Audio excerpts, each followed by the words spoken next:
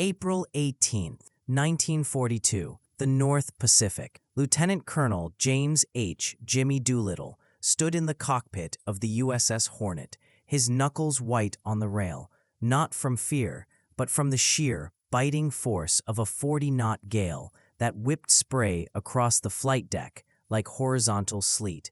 Below him, the 824-foot carrier rose and fell in the swells of the most treacherous ocean on Earth, each groan of her hull a protest against the gray, heaving water. Lashed to the deck behind him were 16 B-25 Mitchell medium bombers, their wings folded awkwardly, a configuration never intended for a naval vessel. They looked like caged eagles, out of place and straining for the sky. What the citizens of Tokyo, going about their morning routines, did not know was that in a few short hours, the unthinkable would happen. The sacred home islands of Japan, which their military leaders had promised were invulnerable, were about to be bombed. The mathematics of this audacious strike were written not in the careful calculus of a fleet action, but in a desperate one-way equation of courage, fuel, and hope. The problem, in the winter of 1942, was not just strategic, it was spiritual. The United States was reeling. In the 4 months since the devastating surprise attack on Pearl Harbor, the news from the Pacific had been a relentless drumbeat of defeat. Guam had fallen, Wake Island had fallen, the British bastions of Hong Kong and Singapore had been humiliated. The Japanese war machine seemed unstoppable, carving a vast empire out of Asia with terrifying speed. In America, the mood was one of shock, anger, and gnawing fear. Where was the U.S. Navy? Where was the counterpunch? President Franklin D. Roosevelt demanded a response, something tangible to show the American people and the world that the United States could strike back. He told his military chiefs he wanted to bomb Japan itself. The request bordered on the impossible. The Japanese defensive perimeter stretched thousands of miles. American long-range bombers lacked the range to hit Japan from any secure base, and U.S. carrier aircraft, with their short range, would have to sail perilously close to the enemy's homeland, deep into a web of land-based air power, an almost suicidal proposition. The solution was born from the unorthodox mind of Captain Francis S. Frog Lowe, a submariner on the staff of Admiral Ernest J. King. While visiting Norfolk, Virginia, he saw the outline of a carrier flight deck painted on an airfield. Army twin-engine bombers were practicing takeoffs, their noses overhanging the painted deck's edge. A wild idea took root. Could an Army medium bomber, with a much greater range and bomb load than a Navy dive bomber, take off from a carrier? He took the idea to Admiral King, who, despite his notorious temper, saw the spark of genius in it.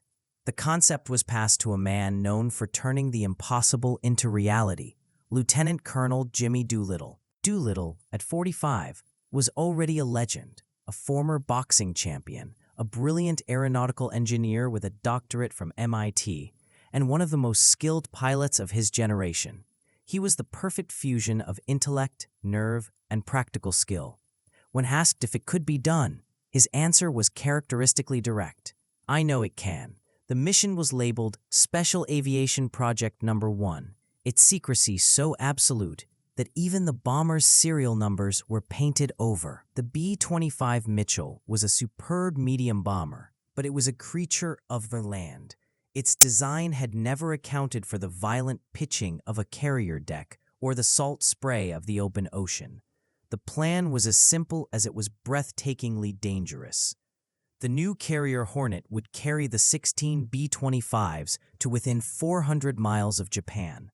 The bombers would take off, a feat never before attempted, strike military and industrial targets in Tokyo, Yokohama, Nagoya, Kobe, and Osaka, and then fly another 1,200 miles to friendly airfields in unoccupied China. The architect of the bomber's transformation was Doolittle himself, working with the Hornet's crew and mechanics.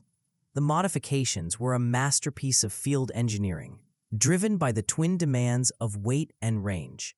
The secret Norden bombsight, useless for the low-level attack profile, was removed to save weight. The heavy, lower gun turret was replaced with a sleek, fake barrel made of wood to deter fighter attacks from below.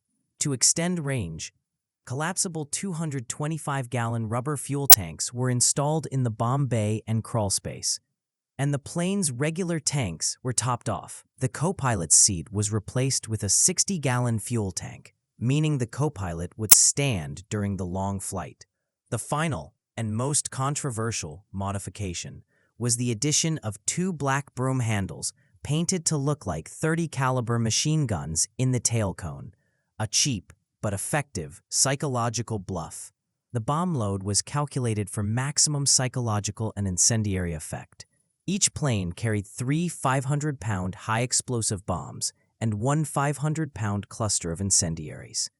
The plan was to come in low, at wave-top level, and then pop up to 1,500 feet for the bomb run before diving back down to evade anti-aircraft fire and fighters. Doolittle did not just plan the raid, he would lead it.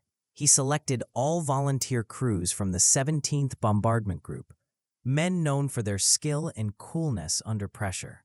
He told them only that it would be extremely hazardous, of great national importance, and that it would take them away from their families for several months.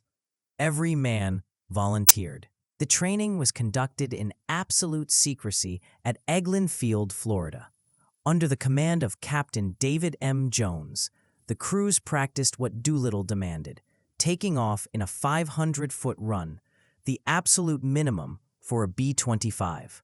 They learned to fly at 200 feet, then 100, then a nerve-shredding 50 feet above the waves, so low that pilots reported startling alligators in the Florida swamps. They practiced navigation over featureless water and simulated bomb runs on factory complexes outlined on the ground. They learned to operate as a single cohesive unit, their fates irrevocably linked. The training was not without cost. One crew, practicing a night takeoff, crashed and burned, though the men survived. The pressure was immense, but Doolittle's leadership was a steadying force. He was not a remote commander, but a fellow pilot, flying the same dangerous training profiles, earning the unwavering trust of his men. By the end of March, he reported the unit ready. They were a cocky, confident bunch, honed to a razor's edge, though none yet knew their target. On April 1st, amidst gales of laughter and shouted jokes of April Fool, the 16 B-25s were winched aboard the Hornet in San Francisco. The next day, the carrier and her escorts slipped through the Golden Gate Bridge and turned west into the vast, empty Pacific. It was only once they were at sea that Doolittle assembled his 140 men on the hangar deck. He unveiled a large map, tracing the route to a point 400 miles off Japan. "Gentlemen," he said, his voice calm and clear, "the target of this raid is Tokyo." A stunned silence was followed by a roar of approval. The audacity of the plan electrified them. The Hornet joined with Admiral William Bull Halsey's task force, built around the carrier Enterprise, which would provide air cover. The plan was to sail to the launch point, 400 nautical miles out, and launch at dusk on April 18th for a night attack. But on the morning of April 18th, still over 650 miles from Japan, fate intervened. A Navy patrol plane sighted a Japanese picket boat, the Nido Maru, a tiny vessel acting as a sentinel for the homeland. The Nido Maru radioed an alarm, 3 enemy carriers sighted. While an American cruiser quickly sank the picket boat, the alarm had been sent. The Japanese now knew a force was approaching. Admiral Halsey and Doolittle faced a brutal choice. To continue meant sailing into the range of land-based bombers from Japan for hours, risking the entire task force, 2 precious carriers and their escorts, for the sake of 16 Army bombers. To turn back was to abandon the mission. There was only one decision. A signal lamp flashed from the Enterprise to the Hornet. "Launch planes. To Colin Doolittle and gallant command. Good luck and God bless you." The mission was now exponentially more dangerous. They were launching 10 hours early, in rough seas, in broad daylight, and with 250 extra miles of open ocean to cross. It meant almost certainly running out of fuel before reaching the safety of China. The klaxon sounded. Army pilots, man your planes. Doolittle's B-25 aircraft number 402344 was first in line.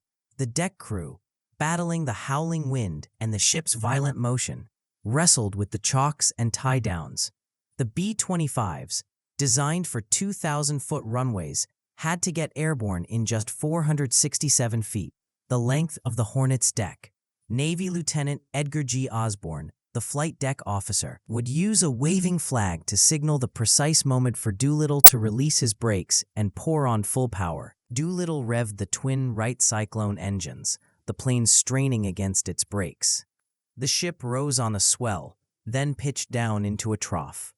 At the exact moment the bow began to rise again, Osborne swept his flag down. Doolittle released the brakes.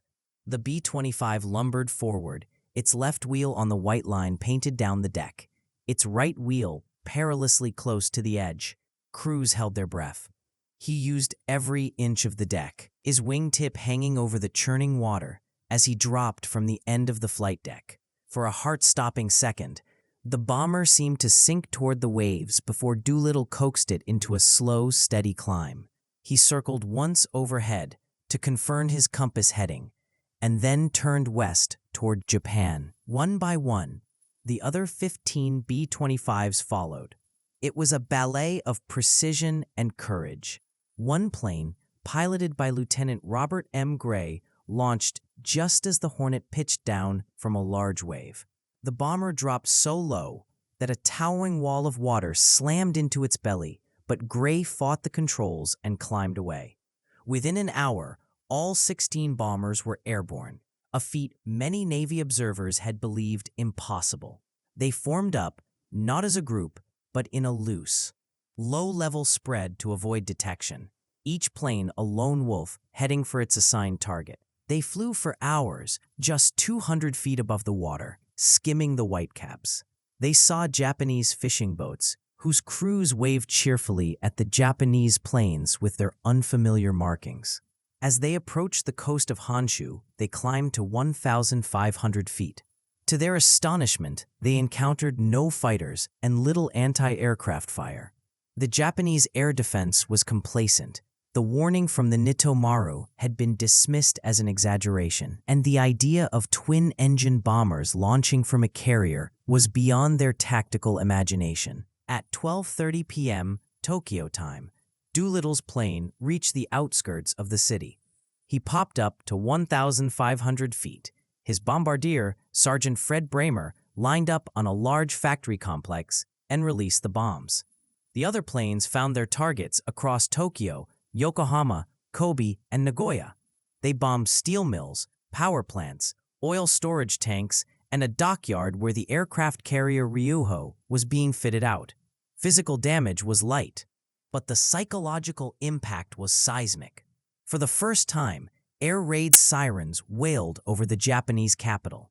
For the first time, the people of Japan saw the rising sun flag on the wings of enemy aircraft and felt the concussions of American bombs. The myth of invulnerability was shattered in a fiery, 20-minute spectacle. The bombing was the easy part. The flight to China was a nightmare. A tailwind they had counted on never materialized. Instead, they faced a strong headwind that gulped precious fuel. Night fell, and the weather deteriorated into a violent storm over the East China Sea. Their fuel gauges dipped toward empty. They were not going to make it to the designated airfields. One by one, the crews faced the inevitable. Doolittle gave the order. Bail out. In the pitch black, over mountainous, unknown terrain, the 80 men of the 16 crews began to leap into the storm. It was a terrifying prospect. Pilot Ted Lawson, in his memoir 30 Seconds Over Tokyo, described the moment. I had that definite, clear thought, this is it. This is the end of me. Doolittle himself landed in a rice paddy, sick with the belief that the mission was a catastrophic failure. He was certain all his planes had been lost, and he would be court-martialed. In reality, the story was one of both miraculous survival and tragic capture. Of the 16 crews, 15 crash-landed or bailed out over China. One crew, low on fuel, diverted to the Soviet Union and was interned. The Chinese people, at great risk to themselves, helped the vast majority of the Americans evade the Japanese. Of the 80 raiders, 69 eventually made it to safety. The Japanese response was brutal. In their rage and humiliation, they launched the Zhejiang Jiangxi campaign, a massive punitive operation that resulted in the deaths of an estimated 250,000 Chinese civilians in retaliation for aiding the American flyers. 8 raiders were captured by the Japanese. After a show trial, 3, Lieutenants William G. Farrow, Dean E. Hallmark, and Sergeant Harold A. Spatz, were executed by firing squad. A 4th, Lieutenant Robert J. Metter, died of starvation and disease in captivity. The other 4 endured 40 months of horrific torture and solitary confinement before being liberated at the end of the war. When the news broke in the United States, it was a thunderbolt. Newspapers screamed the headlines, "U.S. bombs Tokyo." The morale boost was incalculable. For the first time since Pearl Harbor, America was on the offensive. Jimmy Doolittle, expecting a reprimand, was instead promoted to brigadier general and awarded the Medal of Honor by President Roosevelt. He became a national hero, his name synonymous with daring and resolve. Strategically, the Doolittle Raid had profound consequences. It forced the Japanese High Command to recall fighter units for homeland defense. More importantly, it convinced Admiral Isoroku Yamamoto to push forward with his plan to lure the remaining U.S. carriers into a trap. That trap was aimed at Midway Atoll. But thanks to American codebreakers who knew the plan, the trap was reversed. 1 month later, at the Battle of Midway, the Imperial Japanese Navy lost 4 of its frontline aircraft carriers, the very heart of its striking force. The tide of the Pacific War turned irrevocably, and the pivot point was the psychological shock delivered by 16 B-25s. The legacy of the Doolittle Raiders extended for decades. They held annual reunions, culminating in a final toast. At each reunion, they would assemble 80 silver goblets, each engraved with a raider's name. Those of the men who had died were turned upside down.